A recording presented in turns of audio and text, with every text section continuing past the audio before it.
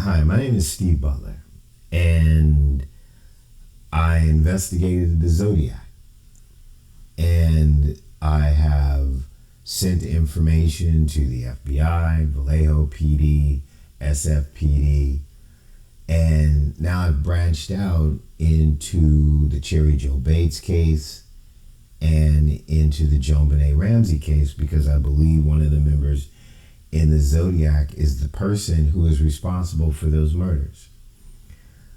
This video, hopefully, what I'm trying to do is convince whoever watches this video, especially law enforcement, about how sure I am about what I've found cryptologically here. And I'm going to take a minute and tell you guys how I got into this thing. And I hope this video is not too long and that I can actually get you to understand something. So this is my website in front of you. It's not an advertisement.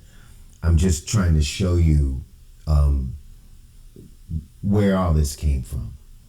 So I'm born and raised in Los Angeles. I'm a Jesuit raised kid in high school, Catholic, altar boy. And we're a weird bunch.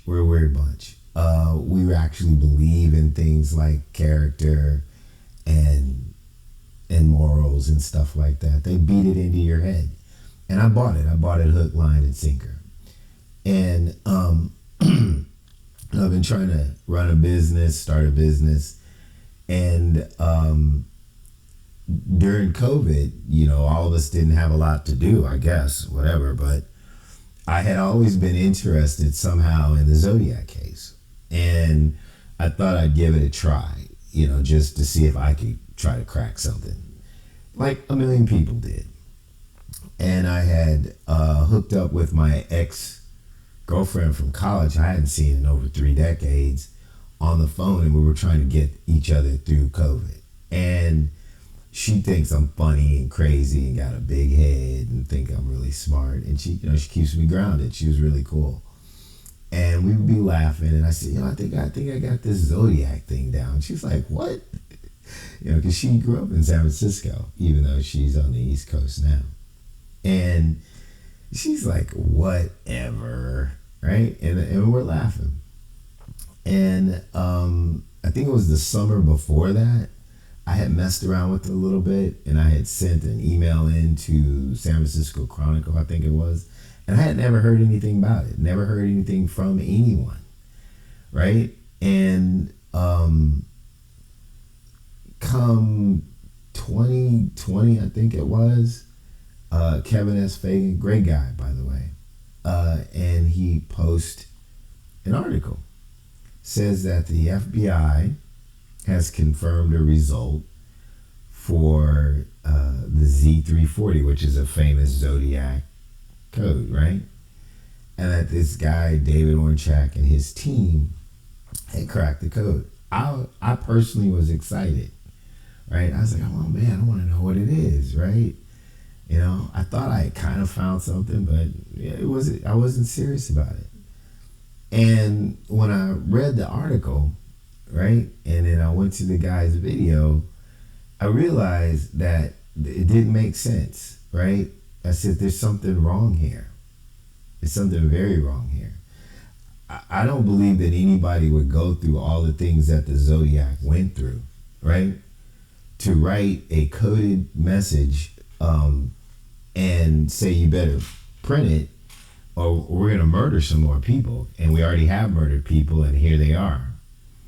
To just say I like killing and not put their name and stuff in it, right? I don't know Mr. Ornchak personally, whatever. Probably is a great guy, And he's not the only person in a line of a million people who wanted to solve these cases. But my spidey sense, Spider-Man was my favorite guy. My spidey sense was just, my hair on the back of my neck was saying something isn't right here, right? And so when I looked at his video, I realized that even though I wasn't a cryptologic person, right, in high school and in college, we took, courses in logical and critical reasonable thinking. And when I went to USC, I had a critical thinking course. To get through the story pretty quickly, the final, right? The final is 55 minutes. I was done with the test in about 2 minutes, maybe less. But I didn't want to leave immediately and just look like, you know, the kind of words people call me, right? A dick sometimes. I'm not really, but it's just funny because I looked at the test, right? And this is a great question. And you're supposed to, you know, write a treatise on, you know, all the logical conclusions that come from the question and then come to some summary of it, right? For your final grade. Like the final at SC was 50% of your grade. It was an 18-week semester, not like the quarter system, right? And I looked at it and I read it and I realized that the premise of the question was false. So, you know, A equals B and B equals C, does A equal C? Well, theoretically, yes. But what if A is false? Then it doesn't matter. No matter how sound your argument, your result is going to be fallacious. So I wrote on the test, I just wrote, the premise is false. There's no reason to go forward. And I signed it. I waited about 5 minutes and the room was so cold. I just wanted to get back to my dorm room. And I just turned it in and left. And when the grades came out, I got an A. And I got back my test, right? And the teacher wrote a note. He said, "Great job, Mr. Butler." Oh my God. And so that's when I realized, you know, I mean, I had been this way all my life, drove my mother crazy. But I realized then that people are smart, right? And they have unique ways of teaching you how to navigate information in the world. And they did this at Loyola too, right? With really cool ways of teaching us how to look at things. And so, again, I knew there was something wrong with this Zodiac thing. When I looked at his video and he says that he randomly threw out information, right, to get it to work.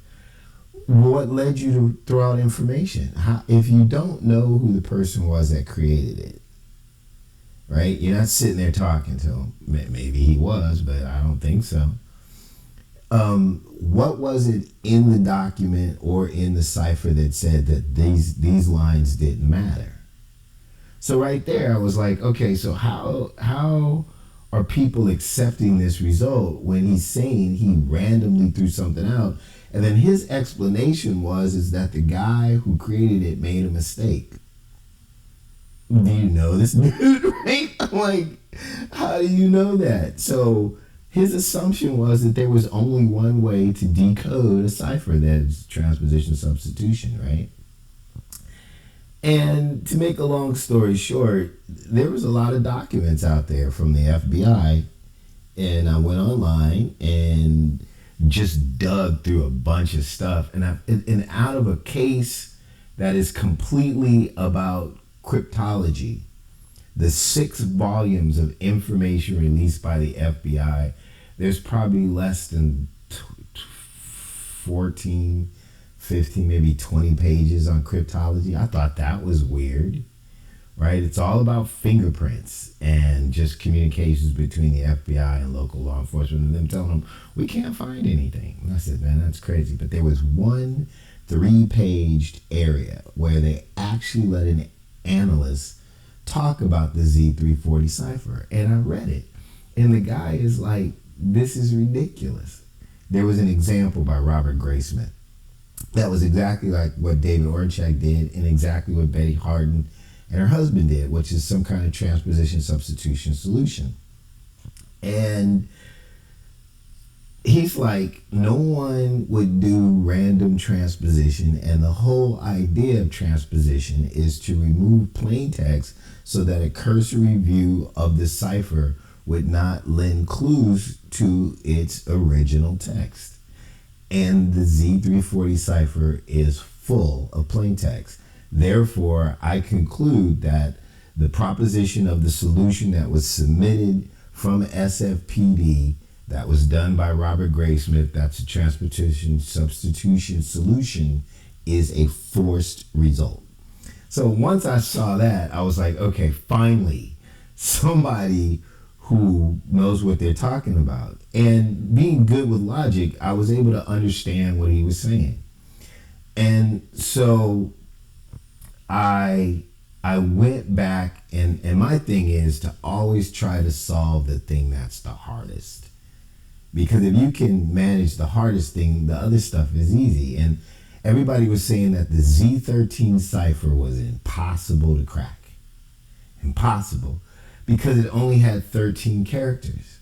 Well, just like that test at USC, right? That's a good sound argument if the premise is true.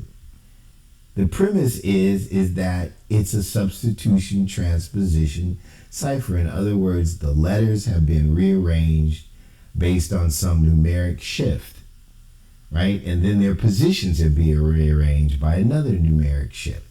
So, yeah, if you only had 7 characters and you couldn't find some consistency to where you could figure out a known that would give you an idea of what the shift keys were, it would be impossible, right? But what if it's not a substitution transposition cipher? Then all that madness is just talk. And I thought to myself, wait a minute. People have personalized license plates, right? There's 7 characters. That's 5 characters less. And you figure them out all the time, right? They'll put like, ILVJS, I love Jesus, or it could be somebody's name, but it's got a bumper sticker holder, with the Christian dove and everything. So they gave you a clue as how to figure it out. So I thought that would be the same thing with the Zodiac. And so when I went into the Z13 cipher, I saw the 7 characters, and one of my favorite all-time movies is Apocalypse Now. So Nam, even though I wasn't in Vietnam, right? Anybody who even tangentially near the 60s knows that all the soldiers call Vietnam Nam, right? So the last 3 letters of the cipher is NAM. I'm like, okay, so that's Vietnam. Like, let's just assume that that's Vietnam. Like, it's a license plate, right? And then it says my name is, and then there was a K and an M, and I'm like, okay, what's a synonym for name that has a K or an M? And then came up moniker. And I'm like, oh, known moniker, Nam. And then there's AEN, right? And I'm like, Asians in known moniker in Vietnam, and everybody knows the answer to that is Charlie, right? So I said, I think the Zodiac's name is Charlie. And then I read the letter, and I realized that there was misspellings in the letter. And people had said that the Zodiac was stupid. And I said, well, you haven't caught him in 60 years. How dumb could he be? Right? So I said, it's about coding. And what if these misspellings are intentional? And then I guessed. I said, okay, if they are intentional, there's letters missing or letters added. Let's pull those letters out. And when we pulled the letters out, or when I pulled the letters out, it said I use or CK. If his name is Charlie and I use or CK, that's Chuck, right? And so I thought to myself, well, there's got to be more information here, right? Just like on the license plates of cars, how am I going to get closer to this? So I said, everybody that's tried to solve this Zodiac stuff has focused on the coding. I'm going to read everything that has nothing to do with the coding through the Zodiac letters. And when I got to the Little List letter and some of the other stuff, I said, this guy's Catholic. He's got to be Catholic. He had to have somewhere gone to Catholic school somewhere. Because he's talking about purgatory and hell. He was talking about how he was going to stick needles and pins in people's eyes. When I was in Catholic school, that's what you say to ask the nuns, what's hell like? They say, well, imagine somebody sticking a pin in your eye forever, for eternity. That's what hell is like. You're like, well, I don't want to do that, right? Like, because we used to get corporal punishment, you used to get swats. But it was over, right? A couple of minutes, whatever, and you're on your way. The worst thing was to be on punishment. My mom put me on punishment because she was like, I could take a whooping. That was no big deal. And punishment just lasted for so long. So that's purgatory. So I literally went online, Google, and these search engines are amazing things you can never do 20 or 30 years ago. And I said, okay, I need a person by the name of Charlie Chuck, right? San Francisco Catholic. And the last thing was there was the Z32, right? I was looking for a license plate and I saw 4 letters, right? Like LECH backwards. And I thought, there's no way this dude just put his last name in the cipher. Then I thought, why not? Right? He's murdering people. They're writing letters. Right? He's talking about my name is, and he's giving me all kinds of clues. So why would I think that this person wouldn't do that? So I put in Charles Chuck Lech, San Francisco Catholic, and bam, came back a guy who looked exactly like the person of interest at Lake Berryessa. And that's when I thought, okay, I'm on to something. I'm into this. I tell my ex-old lady, I say, I figured this out. She's like, prove it. I'm like, how am I going to prove it? She's like, well, why don't you tell that guy at the Chronicle who wrote the article that got you all riled up that you think that you found the correct answer? I'm like, get out of here. Like, he doesn't know me. Like, how am I going to do that? And she just was drinking her wine and just laughing and saying, your head's so big it won't even get through the door. I'm like, oh, really? Right? So I'm going to prove to her, right? All right. So I woke up that morning and I said, what do I got to lose? I sent them an email last summer. I didn't hear back. No big deal. So I sent an email with the solution about Charlie and how I found it or whatever. And the guy's picture, because I went on classmates.com, got the high school yearbook, and he's referred to in his yearbook as Charlie, Chuck, and Charles. I mean, it's amazing. Like, all in the track, people called him Chuck, and then in another picture, they called him Charlie. He looked just like, I said, this is the guy, right?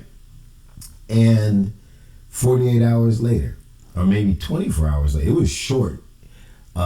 It was the next day. I had sent the email. I called Leslie up that evening, and we were laughing about it, saying we'll never hear from these guys. We're just cracking up. It's COVID. We're just, we used to be on the phone for like 3 hours, 4 hours, man. Just, keeping each other safe. And lo and behold, boom, email comes in from the San Francisco Chronicle, Kevin S. Fagan. And he's like, hey, I want to talk to you. I've never seen anything like this in 30 years.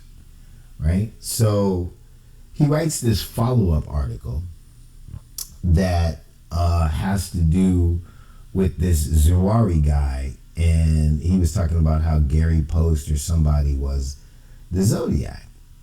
And he calls me up, he sends me an email, and he texts me a couple of days before this article came out. Kevin Fagan did, the reporter, right? And he says, hey, I want to put you in my article. I want your permission to use your name. And I said, no. I said, do not put my name in that article. And he begs me for like 15 minutes. And I'm like, all right, man, fine. Right? So the article comes out and I read it. And I'm in the article, right? But it's really short. And it's kind of, I was like, are you trying to hurt me or help me? And so here it is. And so it says, Ornchak contacted me for years as he worked on the cipher. So has Mike Rodelli of New Jersey, who in May published In the Shadow of Mount Diablo, a meticulously researched 476-page book laying out his case that a wealthy San Francisco car dealer was the Zodiac. He's been picking over the case for 22 years, and he found Zurari's claim to be delusional. So they're beating up on this guy Zurari. But Kevin's also showing out there's, he doesn't know who to trust with this thing. He's just trying to figure it out, right? And so he comes down a couple of paragraphs. He says it's impossible to count all the others in the hunt. And then here's where I am. He says just this month they include Steve Butler, a Southern California app developer who says the ciphers are truncated words indicating the Zodiac's name is Charlie. Now, this should have been a period right there, but he said the editors put a comma. I'm like, well, he kind of threw David, with some crazies after that. And he was the guy that he actually published an article saying that the FBI confirmed his results. So I called him up. We laughed about it. But he said, look, man, I had wrote a lot more, but they took it out. But that's how I got into the game. This is how I got onto the platform that allowed me to put information out there, because people, if they don't hear your name, they don't want to talk to you. So now I'm in the Zodiac thing, right? And I'm doing some work. I'm working this Charlie thing, and I'm looking at Wikipedia, and I go on Wikipedia and I see this person's face, and I'm thinking, I don't know about that guy, but I know who the guy at Lake Berryessa was, and I'm thinking that's the Zodiac, because at this point, this is all I know about the Zodiac, right? So I learned how to sign up on Wikipedia, and this face was not on the Wikipedia site at that time. So I go through the process, and you can't post on Zodiac Killer Wikipedia. It was a closed page, right? So what I did is I went to a page that said Zodiac in Killer in popular culture. No one had touched it in years. It was just sitting there. And so I started editing it, and I wrote, this guy Steve Butler, he thinks that the code is truncated words, blah blah blah. And that this guy, this face right here, is Charles Lech of San Francisco, and that he's the person of interest at Lake Berryessa. All of a sudden, I start getting these direct messages from people, I guess, that were in charge of the Zodiac site, right? And some guy named Asiturion or whatever, some Greek name, like he's the Lord. And he's like, hey, see that you're editing this page, and we just wanted to check with you. And I'm like, okay, great. And I thought it was just going to be a friendly conversation. And he's like, so what is this that you're putting up here? I'm like, oh, my name's Steve Butler, and I think I figured out the Z13. And, my name was in this article in the Chronicle, and blah, blah. He's like, oh, okay. He's like, so what's your solution? And I write that solution down in this direct message about how the Z13 is Nam, Asians in Nam, no moniker, and that the name is Charlie. The screen went black. I thought it was an internet interruption or something, right? The screen came back, and the person who had whatever administrative power there was had rewritten what I had wrote. He erased my solution, right? He made up a story. He wrote some crazy story about how we were arguing and that I shouldn't be allowed to be a Wikipedia editor. And for like the next year or so, this guy did everything he could to have my account suspended and blocked. I was a Wikipedia editor for maybe a week. Not even that much. Not even long enough to even read all the stuff or know. He didn't try to bring me up or whatever. He tried to destroy me. That's my personality. When you do that's when I became committed. I said, okay, there's something going on here, and I'm on the right path. So there's this fake solution. Some guy running the Zodiac website actually recognized the solution that I had and scared him so much that he went into full cover-up mode. I said, I am all over this situation, right? And so that's how I got into it. And I realized that I had to put this stuff somewhere, right? And I had talked to police officers. Scott Warnke at San Francisco Homicide, he also had responded to an unsolicited email. And he was saying, look, is there anywhere you can put this information that makes it easy to look at and easy to transfer, because I can't be going through everything. And so I started this website. And it has been 3.5, almost 4 years. It's been a hard road. So I had really kind of been able to start breaking into this thing because I understood the basics of it. And I'm going through the Z340 and I find a name of a very important person.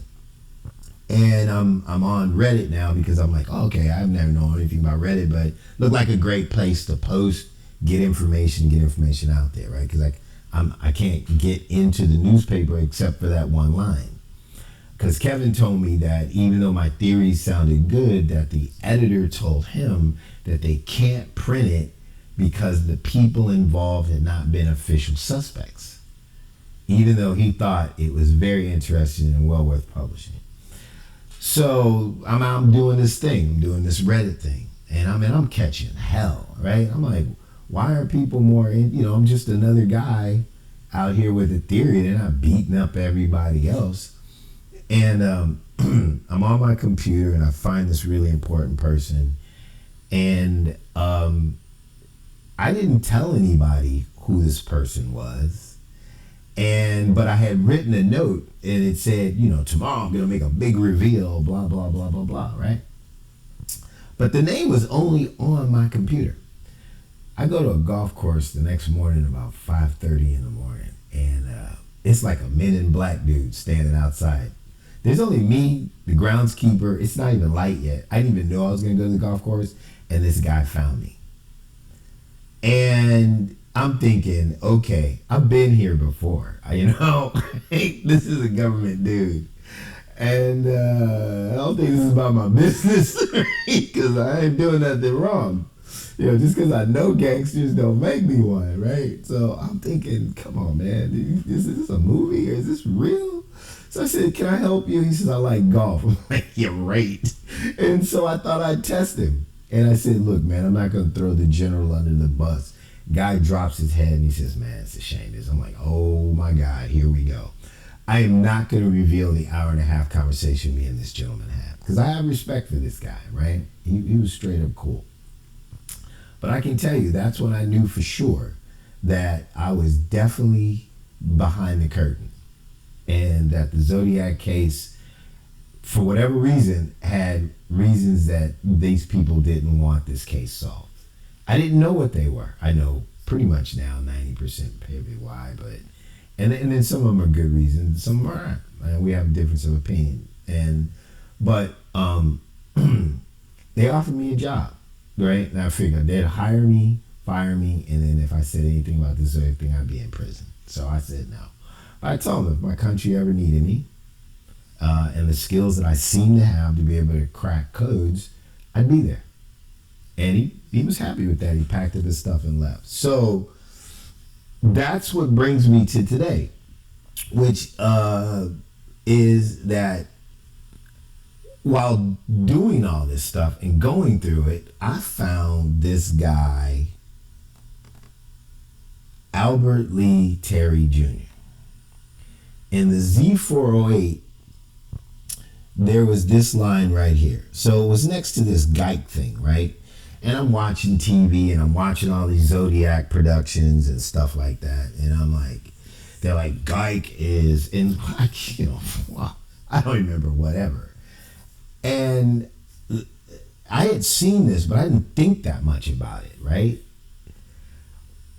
I'm going through one of the Fairfield letters, and I realized that the listings of how they were saying how they were going to murder police officers in different cities and stuff was lined up in a way that I recognize. In the 60s, right, there was a thing called new math, and our parents had a lot of problems with it. It was just basically putting numbers in columns. And I said, that really looks like a math problem, right? So the assumption, again, logical thinking, is it's a terror message. I said, but what if that assumption is wrong? This is about cryptology. This is about coding. That is code, right? And so I tried to figure out by how there was a loop and something else. I said, look, math is plus, minus, division, and multiplication. There's symbols for plus, minus, division, and multiplications. And once I kind of figured out the math, right, I was able to get a phone number. And I have a professional investigator who's a friend of mine. And I said, run a background check on this guy, Charles Letch, right? So we did a background check on him and his girl. And the phone number that I had found in a little list letter was their landline that they had owned since 1966, that they own to this very day. They're the only people on the planet Earth that have ever had that phone number. That's stronger than DNA. Twins can have the same DNA, but a phone number only works if it's unique. I was like, wow, okay, now I know what's going on, right? These people, everything they do is a code.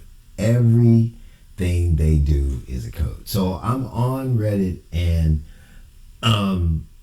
this guy posted, he said, hey, here is a database of the phone number, the phone book for Vallejo 1968. He's like, all the murders took place in Vallejo. Benicia was right there by Vallejo. He says Zodiac's got to be in there because most killers kill near their homes before they expand. I thought that was reasonable. So I downloaded it, right? Got some, Pop-Tarts and some coffee, and I'm like, I'm going to go through this phone book, right? Figure I could be there all day and nothing else to do. I work at night, I'm on the computer, I'm an app developer. So I can do both things at the same time, working with guys in India. So I'm going through the phone book, and I mean, it didn't take long, right? And I come down and I see this listing in the phone book, and I'm like, my brain is telling me, it's like, you've seen that before. And I'm like, what?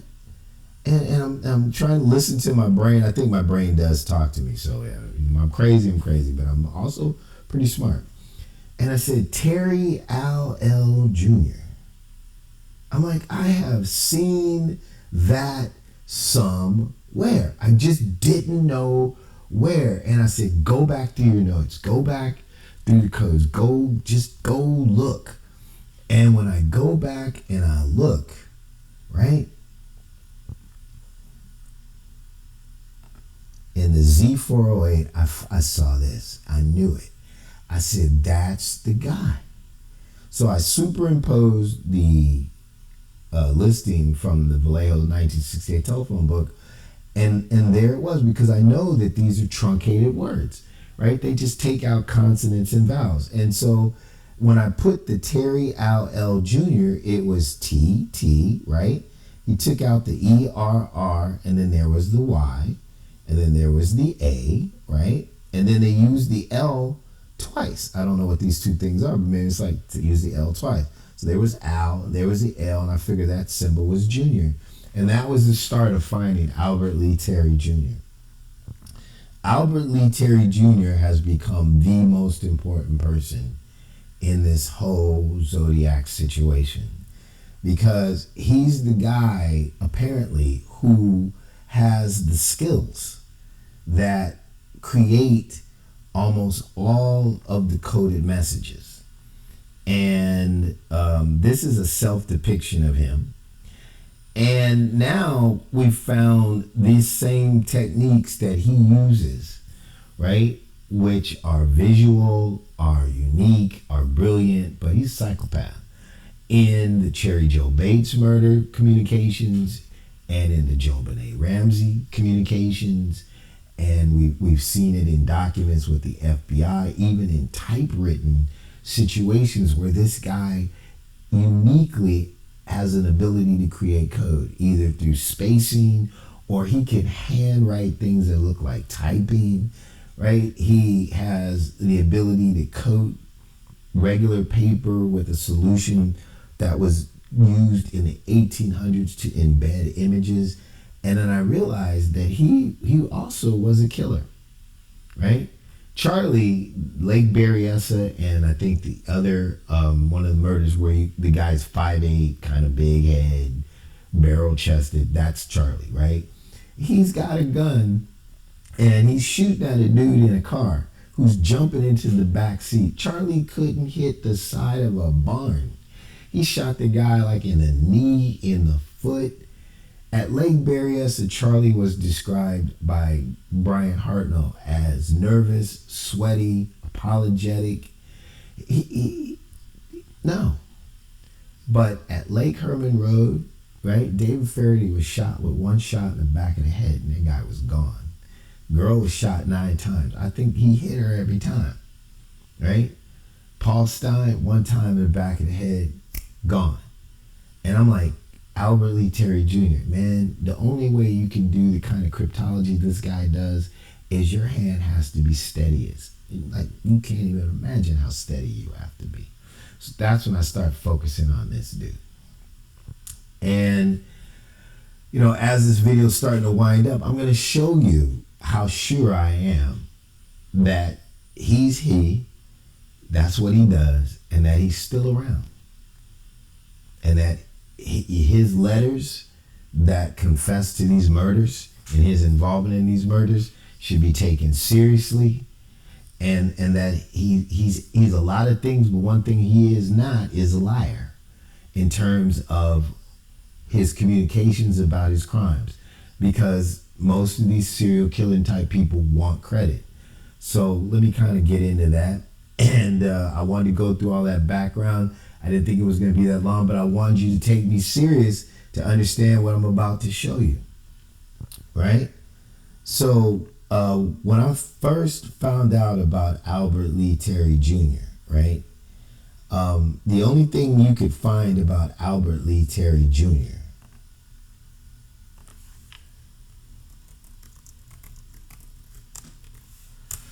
was find a grave. There was no information about this guy online.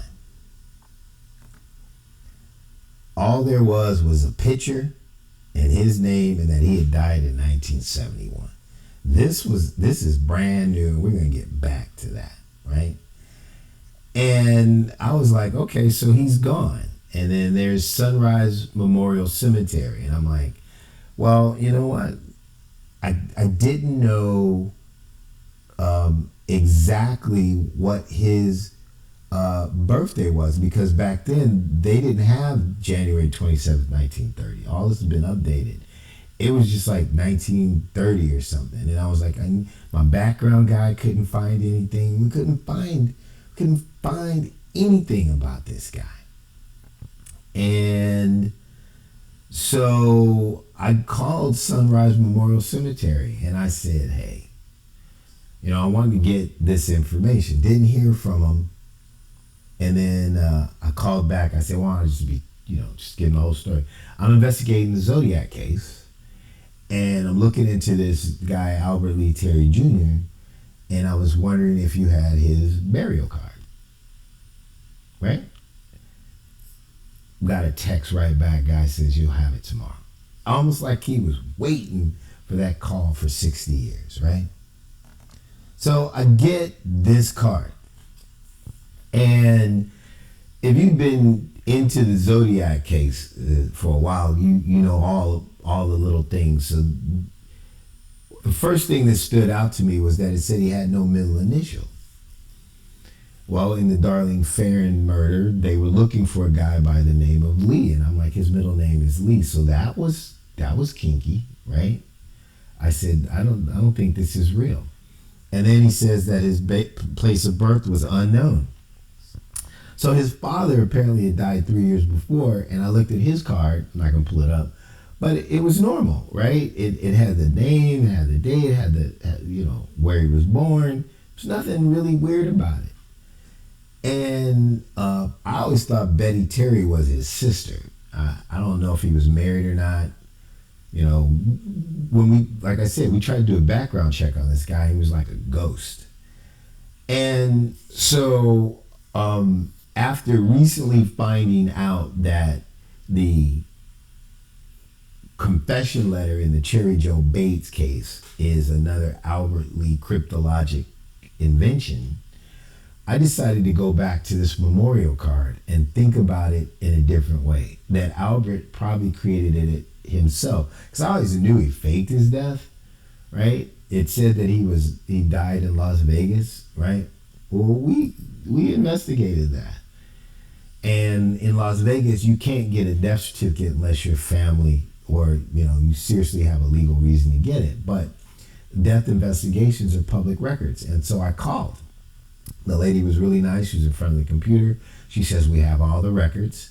And she said, even at the age that he would have died if he was born in 1930, there would have been an investigation, even if it was natural causes, because he's not, old. That's standard operating procedure for us. And there was no record of any Albert Terry Jr., Albert Lee Terry Jr. ever being investigated for a death. She's like, it didn't happen. And I knew that was true. And then on this thing, it said Spalding Mortuary. My home family mortuary is Spalding Mortuary. Everybody that ever died or cremated was done at Spalding Mortuary. So I was like, whoa, I got another in. Just luck, right? So I actually drove over there, talked to the director, and showed her this stuff and this information. And she was saying this time frame from December 30th of the death to the burial on January 5th in Vallejo by the Wiggins Funeral Home from Spalding. She was laughing so hard it was hard for her to talk. Okay? We were both laughing because he was supposed to be buried on the 5th. We're talking New Year's weekend, right? They put him in an ice truck, right? They fly him to LA, right? And then drive him through, and it was just ridiculous. I said, somebody made this up. And we winked at each other, and she said, good luck, and I said, okay, so this thing's fun. But I never looked at it as a cryptologic device. I just thought his sister just lied to help him, or the witness protection program put it together really hastily. But now that I'm looking at it, right, I came back just the other day and I said, wait a minute. Albert Lee Terry Jr. has a unique talent to make pictures look like letters and letters look like pictures. And he also has this embedded image thing. And the documents that he does the embedded image thing have a weird color to them because of how he coats them with this solution to make them photographic. And when I pulled this up, I noticed the coloring. And I said, oh my God, this is one of his inventions. So you see here where it says white as the color, you would think they say race, but they were talking the 60s. This is what color was the person. Were they yellow? Were they black? Were they blue? He says white. I want you to see this. Albert Lee Terry Jr. put a black man. It says white. We've been on this video for I don't know how long, so that I can show you this picture. And you wouldn't laugh me out of the state of California and the United States of America. He got a black dude. Okay, right, that's a brother. It's white. This is a cryptologic document by Albert Lee Terry Jr. Okay? I am not making this up.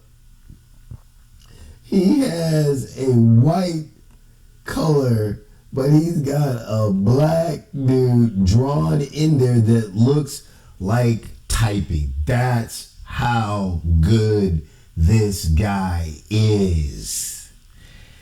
That is his work in the Joan Benet Ramsey ransom note. That is his work in the witness confession, in the Cherry Joe Bates confession letter, where he is reliving that murder.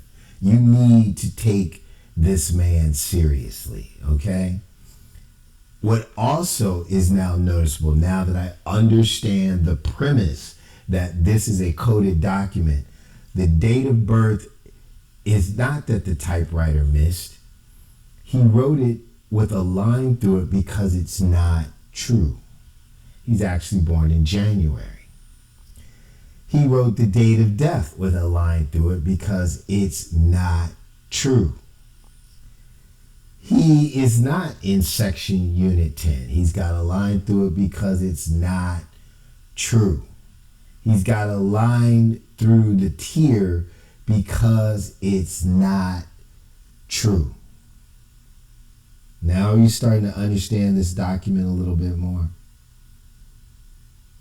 There's more images down here, but I mean, come on. Once you see the brother at white, what else do you need to know? Right? So now I'm about to get to the real crux of this matter, right? I'm about to show you something else. So in Wiggins, look, in the funeral home name, there's images. I think that's a female right there. This is Albert Lee's work. This is how he works. He had he used his talents for good, would have been a lot better than what he decided to do with it, right? In the confession letter, just to clean it all up for you, we don't have to read it all, but I'm going to show you that his coding is in there. So he misspells the word brownette, right? So he meant brunette. So brownette, remember I told you earlier about how they use misspelled words to create stuff, right? So brunette, what do we have? We have that he added an O and a W and he left out a U. So as an anagram, he's talking about who he might kill, right? U-W-O is probably you, Y-O-U, know who. Because that's the context around that. And that's how they do it. You read the context around it and then you get the code. It says, I lay awake at night thinking about my next victim. You know who. Over here, that's a specific kind of K that I've seen it so many times. I know what it is. It's the airplane configuration at NAS Alameda up in San Francisco, which was a naval base that Zodiacs were stationed at. And there's a female member of the Zodiac. So you see this letter, it's supposed to be minutes, 2 minutes, but it says my nuts. Well, that's not Snoop Dogg talking, okay? This is the 60s. But do you see how the S is really light? So in minutes, in my nuts, what's missing? It's an E. And then you have the S. Remember the guy Charlie I told you about earlier? His girlfriend who lived with him from 1966, who became his wife and the mother of his child, her name was Ellen Shigmore. Yes, that's who he's mentioning right there. And she, from what all we can tell, was associated with NAS Alameda. and other Zodiacs that were there, right? So that's how this coding worked. This confession letter is a Zodiac communication in the fact that Albert Lee Terry Jr. is using their coding methods, his coding methods that he's a master at in that letter. So that's how you authenticate this letter. So the DNA that they have, the person who most likely delivered this letter knows who gave it to him, and it's probably Albert Lee Terry Jr. You need to take that seriously. And so you see the KN. Well, KN's turned around is NK. You can research this on your own. That is the tail designation of the vigilante aircraft that is used in photo reconnaissance, right, for a squadron called RVAH-1. RVAH-1 was assigned to the United States Enterprise, USS Enterprise aircraft carrier CVN-65 that was stationed at NAS Alameda. Those are not coincidences. When he left this line where it says bye, right? 1 dash in Morse code is a T. He's saying it's Terry. This confession is a rendition from his vivid memory of how he murdered Cherry Joe Bates. He is the guy who did the murder. He pictures himself in images on the envelope sent to the family members, the Enterprise press, and the police actually doing the murder. So I don't know if the FBI can't figure this out or they're not allowed to, but I've done everything I can to get the information to local police to hopefully finally bring the truth about this thing out.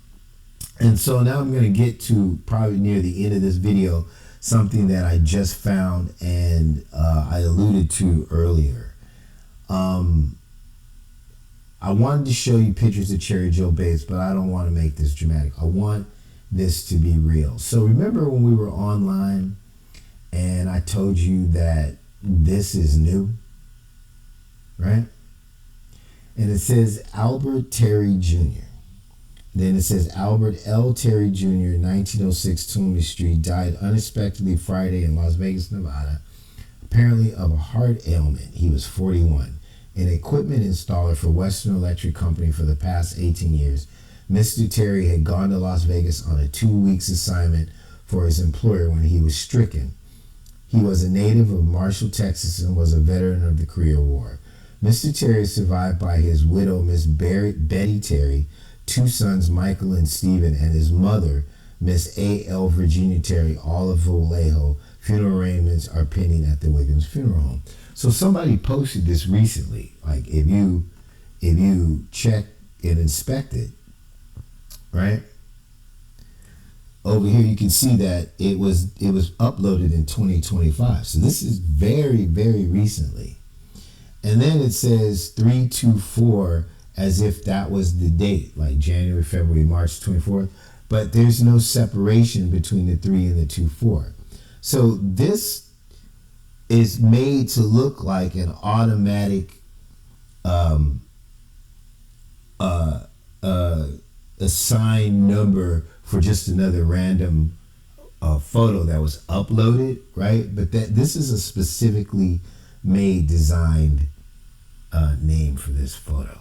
And Albert Lee did this. And I believe that his phone number, if you can figure out what the code is right here. And then I'm going to wrap this up by showing you something very, very, very sinisterly devious, but to let you know that he's still alive and that he's afraid. You ready? So I'm going to pull it up as a document, right? I told you what was going on over here, that this was recently uploaded. And we've been pushing a lot of information about Albert Lee Terry Jr. being involved in all these murders, and that he's probably in Canada, and that he may have been a protected person all these years by the government for reasons that me and the G-Man kind of touched on, but I didn't know enough. He was looking to see how much I really knew and what kind of character I had. And he was satisfied that to some degree he could trust me.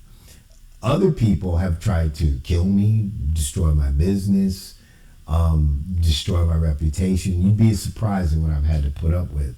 But I bet he, in particular, probably is sitting back laughing, going, they have no idea what they're dealing with this guy. I'm a very serious person. I'm a very intelligent person. I'm a very good person. And I have a sense of humor. But when you try to hurt me, you picked the wrong guy. So before I start talking a bunch of trash, I'm going to wrap this up and tell you just how real this information is. And that this guy has been murdering people for 6 decades. And that he's still alive. So as real as this thing looks, I bet money that he took probably the notification for his father, right? And he probably still owns a typewriter. And he was able to make it look aged and old. And he redid this and created this death notice, right? Not to just throw people off, but it's always a cryptologic message. Remember that. And here, we're about to get into it. And this is the payoff of having to live through this long video.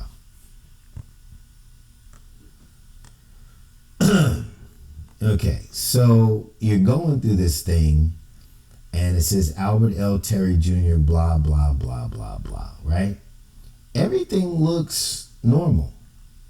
You keep going, and it looks normal, and it looks normal, until you get right here. It says, Mr. Terry is survived by his widow, Miss Betty Terry, 2 sons, Michael and Stephen Terry, and his mother, Miss A.L. Virginia Terry, all of Vallejo, right? I don't know if he has sons or these his brothers, whatever, his grandkids. Again, finding stuff out about this guy is tough. But I do realize that this and is different than that and that somebody wants us to believe that this is a typing error, right? So let me see if there's another and. So this and is fine.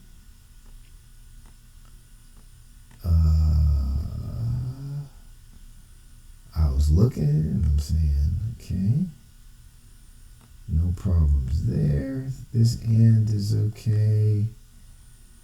This is an and. That seemed to be the only other and. So why is this one spaced out? And I wrote it down and I said A space, N space, D space. And Zodiac, you always turn stuff around with Albert Lee Terry Jr. He writes in reverse. D, N, A.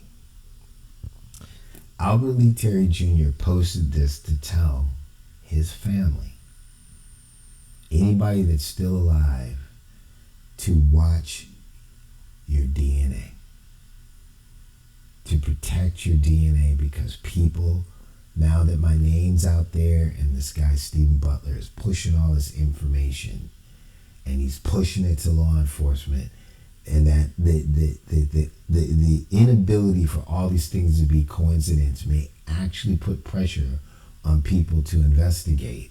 They're going to be looking for your DNA since they can't find me, because that's how they've been finding these murderers, right? Through genealogy. Miss Betty Terry, Michael, Stephen,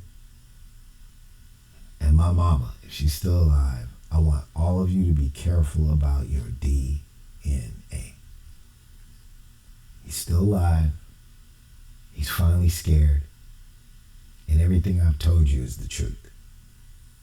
I'm Steve Butler. That's the end of this video.